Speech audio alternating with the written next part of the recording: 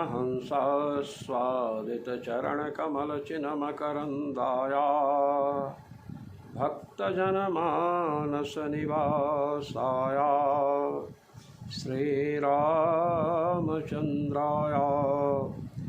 यत्र यत्र रघुनाथकीर्तनं तत्र तत्र कृतमस्तकाञ्जलिं बाष्पवारि परिपूर्णलोचनं मारुतिं नमत राक्षसान्तकं सीतानाथसमारम्भां रामानन्दार्यमध्यमाम् अस्मदाचार्यपर्यन्तां वन्दे गुरुपरम्परां वन्दे गुरुपरम्परां। सर्वेश्वर श्रीरघुनाथो विजयते तराम्। आज हम ब्रह्मसूत्र के अपसूद्रा अधिकरण में प्रवेश कर रहे हैं। अपसूद्रा अधिकरण का विषय है कि जैसे मनुष्यों का ब्रह्म विद्या में अधिकार है, ऐसे ही देवों का भी ब्रह्म विद्या में अधिकार सिद्ध किया गया। उक्तम हेतन्मनुष्याणां देवादीनां च ब्रह्म विद्यायामधिकार इति इदानीं शूद्रस्यापि मनुष्यत्वाविशेषात् तस्यापि अधिकारः स्यात्, न केवलं त्रैवर्णिकस्य इतीमां शङ्कामपाकर्तुम् अधिकरणम् इदम् आरभ्यते। भगवत पाद श्री स्वामी रामानंदाचार्य जी महाराज कह रहे हैं कि देवता अधिकरण में और उसके पहले हृदयपेक्षया मनुष्याधिकारत्वात् ये सूत्र आया है। ब्रह्म विद्या में मनुष्यों का अधिकार बतलाया गया और देवता अधिकरण से देवों का भी ब्रह्म विद्या में अधिकार सिद्ध किया गया।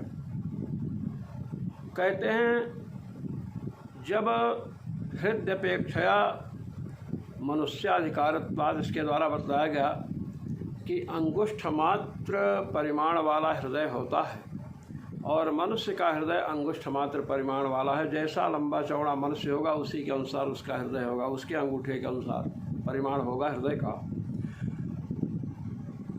इसलिए भगवान अनंत और अपरिच्छिन्न होने पर भी अंगुष्ठ मात्र परिमाण वाले बतलाए गए हैं मनुष्य के हृदय को ध्यान में रख करके। यहाँ अपसूद्राधिकरण में यह चर्चा हो रही है कि जब मनुष्यों का अधिकार ब्रह्म विद्या में सिद्ध है तो मनुष्यों के अंतर्गत शूद्र भी आते हैं। इदानीं शूद्रस्यापि मनुष्यत्वाविशेषात् तस्यापि अधिकारः स्यात्। कहते हैं शूद्र भी मनुष्य ही हैं, जैसे ब्राह्मण क्षत्रिय वैश्य मनुष्य हैं, इसी प्रकार शूद्र भी मनुष्य हैं। इसलिए शूद्रों का भी ब्रह्म विद्या में अधिकार मानना चाहिए।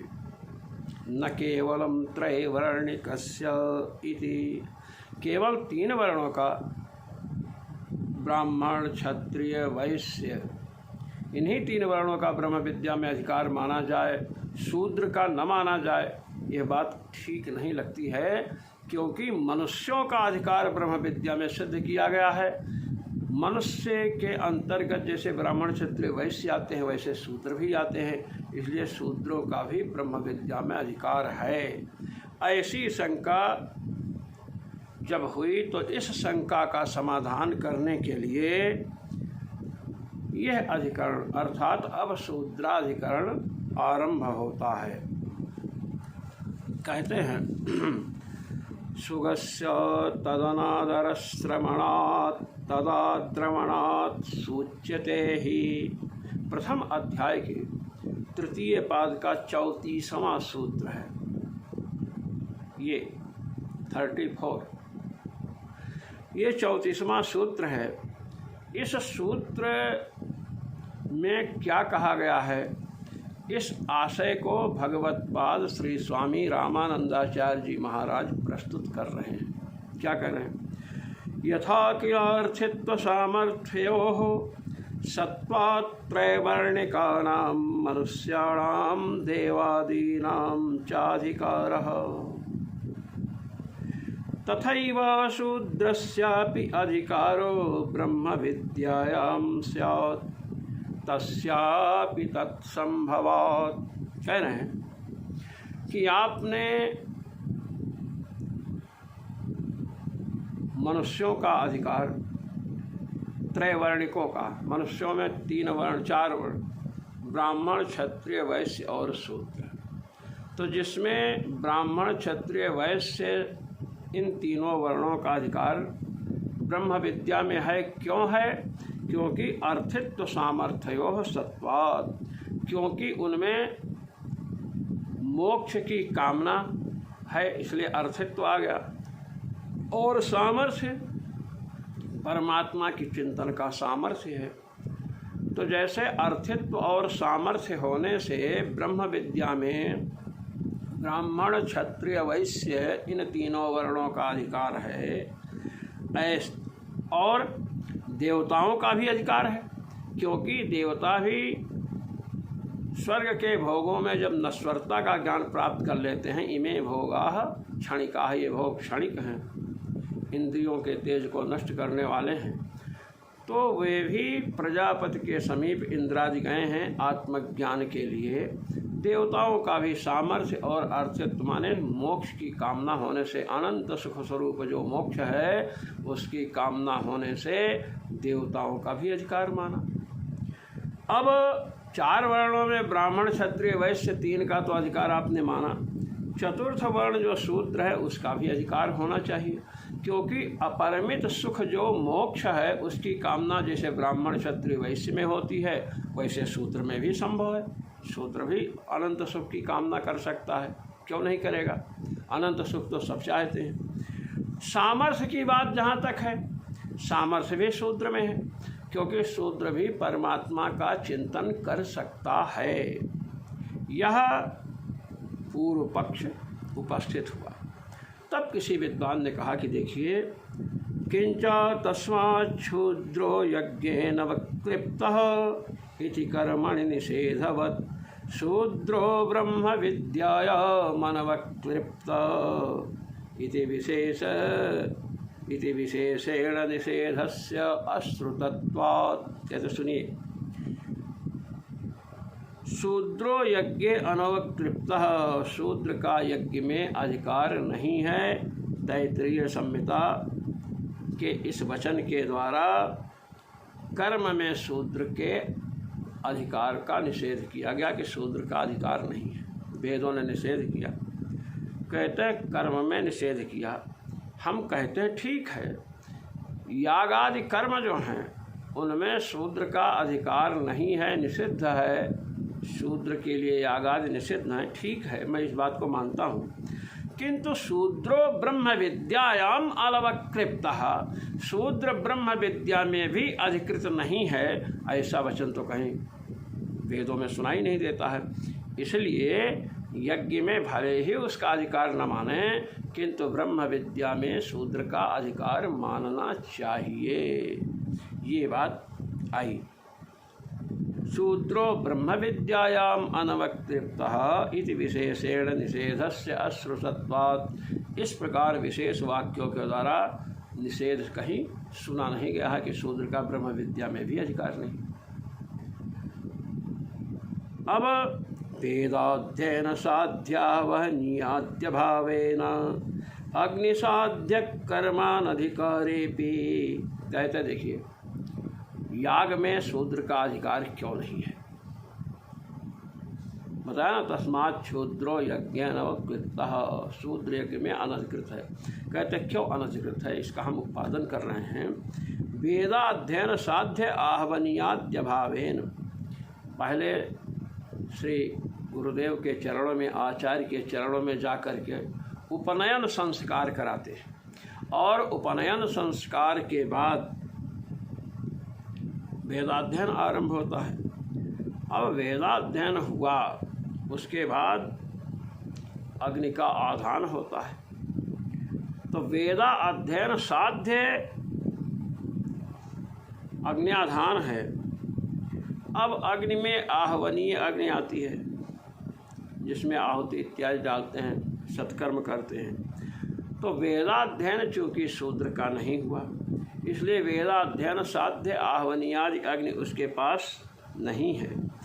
इसलिए अग्नि से सिद्ध होने वाला जो यागादि कर्म है उसमें शूद्र का अधिकार न हो, हम इस बात को मानते हैं, क्योंकि वह अग्नि ही उसके पास नहीं है। वह अग्नि क्यों नहीं, क्योंकि वेदाध्ययन नहीं किया है।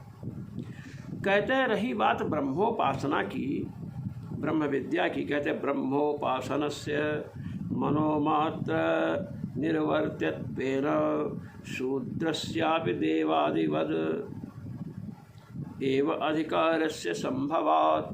कहते हैं ब्रह्मोपासना, भगवान की उपासना, ब्रह्म श्रवण मनन निधिध्यासन, जैसे मनन करना है तो मनन तो मन से होगा। तो जब मन से मनन होगा तो मनन मन मात्र से संपादनीय है, इसलिए शूद्र के पास भी मन भगवान ने दिया है। इसलिए जैसे देवता, ब्राह्मण, क्षत्रिय, वैश्य ये लोग मनन करते हैं, ऐसे ही शूद्र भी मनन कर सकता है। इसलिए उसका भी अधिकार त्रैवर्णिक ब्राह्मण, क्षत्रिय, वैश्य एवं देवताओं के समान मानना चाहिए। अब इस पर किसी ने प्रश्न किया, न च अनधीत वेदान्तस्य अनवगतोपासन क्रियाकलापस्य कथम उपासनेपि प्रवृत्ति इति वाच्यम। कहते अच्छा ये बताइए, शूद्र ने वेदों का अध्ययन नहीं किया है, तो अनधीत वेदांत, वेद का अध्ययन नहीं करेगा तो वेद का जो शिरोभाग है उपनिषद, उसका अध्ययन कैसे करेगा। तो कहते हैं अनधीत वेदांतस्य अनवगतोपासन क्रियाकलापस्य, जब वेदांत का अध्ययन नहीं करेगा तो जो ब्रह्म विद्या है, उपासना रूपी जो क्रियाकलाप है, उपासना भी मन से निवृत्त, मन से संपादित होने वाली क्रिया है, तो उस क्रियाकलाप को कैसे समझेगा। वेदांत का अध्ययन नहीं किया, वेदांत में उपासना रूपी क्रियाकलापों का वर्णन है, तो वेदांत का अध्ययन नहीं होने से क्रियाकलापों का ज्ञान नहीं होगा, तो कैसे उपासना में शूद्र की प्रवृत्ति होगी, यह प्रश्न किसी ने किया। तो कहते हैं न वाच्यम, कि ऐसा प्रश्न आप नहीं कर सकते हैं कि शूद्र ने वेदांत का अध्ययन नहीं किया तो उसे उपासना की क्रिया का अनुभव नहीं हुआ, तो वह कैसे उपासना में प्रवृत्त होगा। ये प्रश्न आप नहीं कर सकते हैं। कह क्यों नहीं कर सकते, कह सुनिए, वेदांताध्ययनाभावेपि इतिहास पुराण श्रवणादिभिः अपि उपासनावगतेः तत्सामर्थ्यस्य संभवात्। कहते हैं हम आपके प्रश्न का उत्तर दे रहे हैं भगवान। वेदांत आदि का अध्ययन भले शूद्र ने नहीं किया, आपने कहा ना कि वेदांत का अध्ययन नहीं किया तो वेदों में वर्णित उपासना रूपी क्रियाकलाप का ज्ञान उसे नहीं होगा, इसलिए उसकी प्रवृत्ति नहीं हो सकती है। इसका उत्तर हम यह कर रहे हैं कि भले ही उसने वेदांत आदि का अध्ययन नहीं किया है, किंतु इतिहास और पुराण का श्रवण उसने कर लिया है, तो उसी के द्वारा उपासना की पद्धति का उसे ज्ञान हो जाएगा, और सामर्थ्य है ही।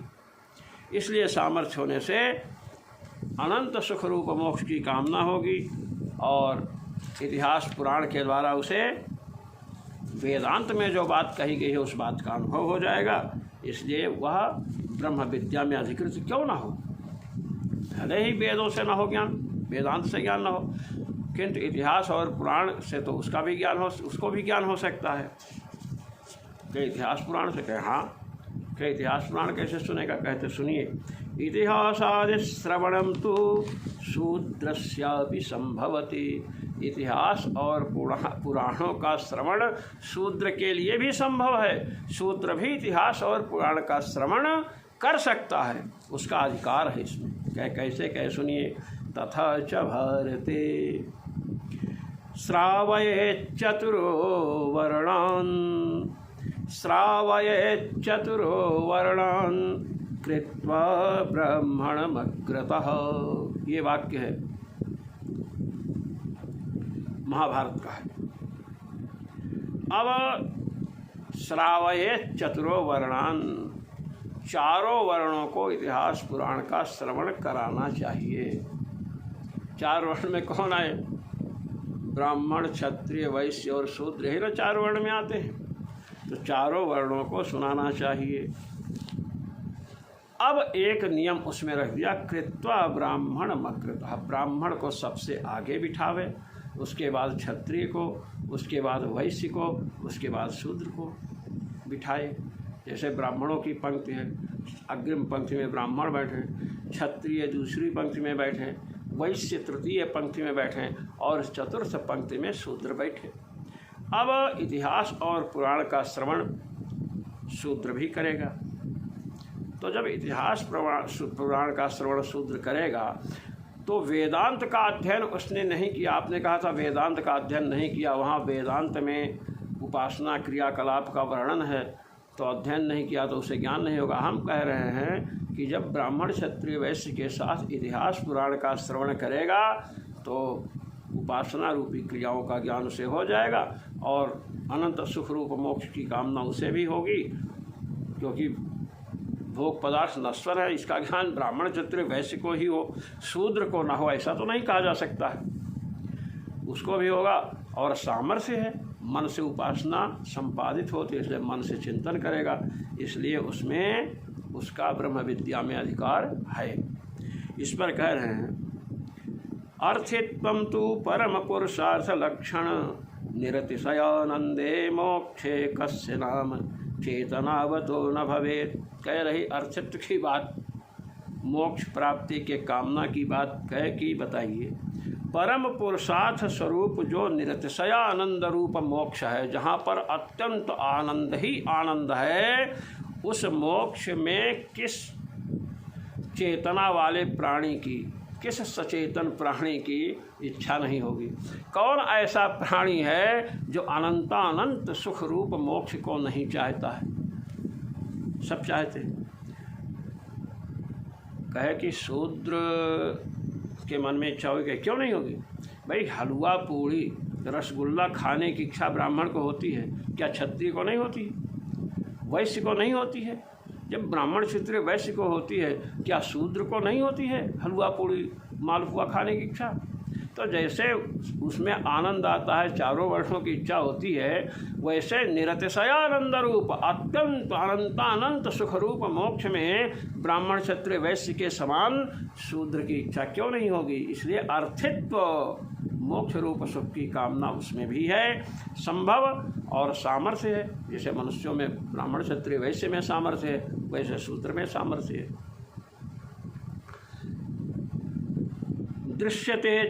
दृश्यतेऽपि च इतिहास पुराणेषु विदुरादीनां ब्रह्मनिष्ठत्वम्। कहते हैं इतिहास और पुराण का आप श्रवण कीजिए, इतिहास पढ़िए, पुराणों का श्रवण कीजिए, तो उसमें विदुर जैसे महापुरुष ब्रह्मनिष्ठ दिखाई पड़ते हैं। ब्रह्मनिष्ठ जब गुरु बनाने की बात आई कि गुरु किसे बनाया जाए, तो बतलाया गया तद विज्ञानार्थम स गुरुमेवाभिगच्छेत् समित पाणि श्रोत्रियम ब्रह्मनिष्ठम। गुरु के पास जाए समित पाणि होकर के। गुरु कैसा हो? श्रोत्रिय और ब्रह्मनिष्ठ होना चाहिए। श्रोत्रिय का तात्पर्य है कि शास्त्रों का बोध हो अच्छी तरह से, और ब्रह्मनिष्ठ ब्रह्म में उसकी निष्ठा हो, कुछ ब्रह्मबोध भी उसे होना चाहिए। केवल शास्त्रज्ञ है, ब्रह्मबोध नहीं है तो उसे गुरु न बनावें। केवल ब्रह्मबोध है, ब्रह्मनिष्ठ है, भजन साधन करता है, केवल उसे भी गुरु नहीं बनाना चाहिए, क्योंकि शंका होगी तो उसका समाधान कैसे करेगा। केवल शास्त्रनिष्ठ है तो उसे गुरु नहीं बनाना चाहिए, क्योंकि भजन के विषय में, साधना के विषय में पूछेंगे तो कुछ नहीं बता सकता। इसलिए श्रोत्रिय भी हो और ब्रह्मनिष्ठ भी होना चाहिए। आजकल लोग बड़े बड़े आश्रम देख करके गुरु बना लेते हैं। बहुत बड़ा आश्रम है, रुकने के लिए कमरा मिलेगा, लीजिए। नहीं, आश्रम बड़ा है या छोटा है, झोपड़ी में रहता है या पेड़ के नीचे रहता है, यदि गुरु बनाना है तो श्रोत्रिय और ब्रह्मनिष्ठ उसे होना चाहिए। अब बतला रहे हैं, दृश्यते च इतिहास पुराणेषु विदुरादीनां ब्रह्मनिष्ठत्वम्। इतिहास और पुराण में विदुर जैसे महापुरुष ब्रह्मनिष्ठ दिखाई पड़ते हैं, सुनाई पड़ते हैं। और विदुर दासी पुत्र थे, शूद्र थे। तो शूद्र ब्रह्मनिष्ठ हुआ, इसका मतलब उसने ब्रह्म की उपासना की, ब्रह्म विद्या की उसे प्राप्ति हुई और ब्रह्मोपासना से उसने क्या किया, वो ब्रह्मनिष्ठ हो गया। तो विदुर आदि ब्रह्मनिष्ठ हुए हैं। इसलिए शूद्र के ब्रह्म विद्या में अधिकार को आप खंडित नहीं कर सकते हो। शूद्र का भी ब्रह्म विद्या में अधिकार है। क्या इतिहास पुराण का आपने प्रमाण दिया? कि हाँ। कहे कि और मैं प्रमाण देता हूँ, छांदोग्य उपनिषद का प्रमाण देता हूँ। बड़ी विशालकाय उपनिषद है।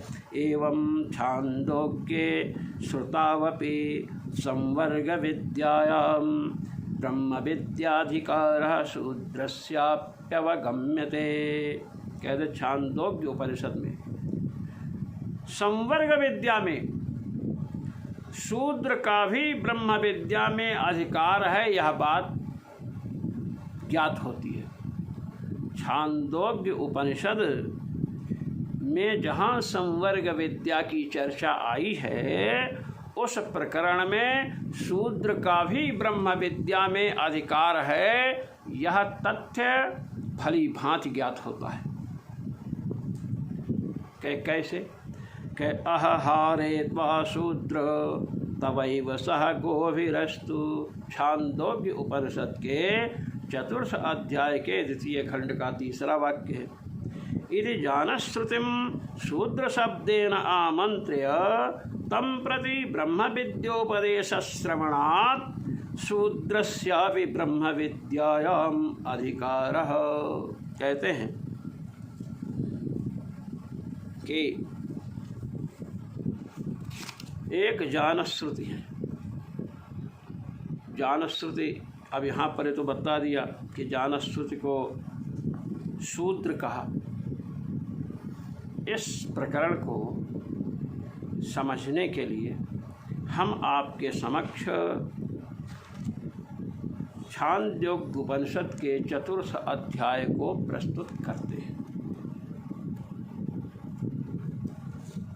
ओम पूर्णमदः पूर्णमिदं पूर्णात् पूर्णमुदच्यते पूर्णस्य पूर्णमादाय